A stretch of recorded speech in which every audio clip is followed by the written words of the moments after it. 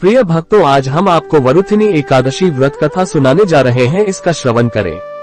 भक्तों, इस प्रकार की कथा सुनने के लिए चैनल को सब्सक्राइब व लाइक करें। वरुथिनी एकादशी व्रत को करने से दुखी व्यक्ति को सुख मिलते हैं। राजा के लिए स्वर्ग के मार्ग खुल जाते हैं। इस व्रत का फल सूर्य ग्रहण के समय दान करने से जो फल प्राप्त होता है, वही फल इस व्रत को करने से प्राप्त होता है। इस व्रत को करने से मनुष्य लोक और परलोक दोनों में सुख पाता है और अंत समय में स्वर्ग जाता है।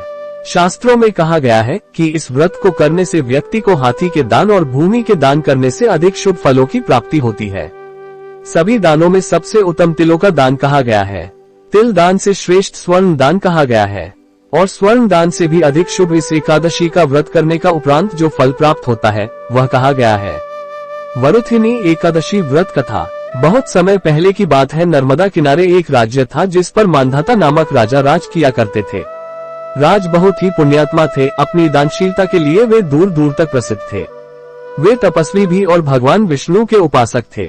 एक बार राजा जंगल में तपस्या के लिए चले गए और एक विशाल वृक्ष के नीचे अपना आसन लगाकर तपस्या आरंभ कर दी। वे अभी तपस्या में ही लीन थे कि एक जंगली भालू ने उन पर हमला कर दिया। वह उनके पैर को चबाने लगा, लेकिन राजा मांधाता तपस्या में ही लीन रहे। भालू उन्हें घसीट कर ले जाने लगा तो ऐसे में राजा को घबराहट होने लगी, लेकिन उन्होंने तपस्वी धर्म का पालन करते हुए क्रोध नहीं किया और भगवान विष्णु से ही इस संकट से उबारने की गुहार लगाई। भगवान अपने भक्त पर संकट कैसे देख सकते हैं। विष्णु भगवान प्रकट हुए और भालू को अपने सुदर्शन चक्र से मार गिराया, लेकिन तब तक भालू राजा के पैर को लगभग पूरा चबा चुका था। राजा बहुत दुखी थे, दर्द में थे। भगवान विष्णु ने कहा, वत्स, विचलित होने की आवश्यकता नहीं है। वैशाख मास के कृष्ण पक्ष की एकादशी जो कि वरुथिनी एकादशी कहलाती है, पर मेरे वराह रूप की पूजा करना। व्रत के प्रताप से तुम पुनः संपूर्ण अंगों वाले हष्ट पुष्ट हो जाओगे। भालू ने जो भी तुम्हारे साथ किया ये तुम्हारे पूर्वजन्म के पाप का फल है। इस एकादशी के व्रत से तुम्हें सभी पापों से भी मुक्ति मिल जाएगी। भगवान की आज्ञा मानकर मांधाता ने वैसा ही किया और व्रत का पारण करते ही उसे जैसे नवजीवन मिला हो। वो फिर से हष्ट पुष्ट हो गया। अब राजा और भी अधिक श्रद्धाभाव से भगवत भक्ति में लीन रहने लगा। वरुथिनी एकादशी व्रत विधि। वरुथिनी एकादशी या कहे वरुथिनी 11 को भगवान मधुसूदन की पूजा करनी चाहिए। इस दिन भगवान श्री हरि यानी विष्णु के वराह अवतार की प्रतिमा की पूजा भी की जाती है। एकादशी का व्रत रखने के लिए दशमी के दिन से ही व्रती को नियमों का पालन करना चाहिए।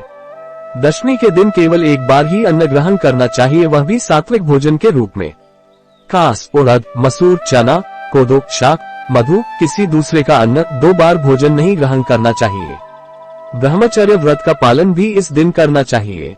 पान खाने, दातून करने, परनिंदा, द्वेष, झूठ, क्रोध आदि का भी पूर्ण त्याग करना चाहिए। एकादशी के दिन प्रातः काल स्नान आदि के पश्चात व्रत का संकल्प लेकर भगवान विष्णु के वराह अवतार की पूजा करनी चाहिए व साथ ही व्रत कथा भी सुननी या फिर पढ़नी चाहिए।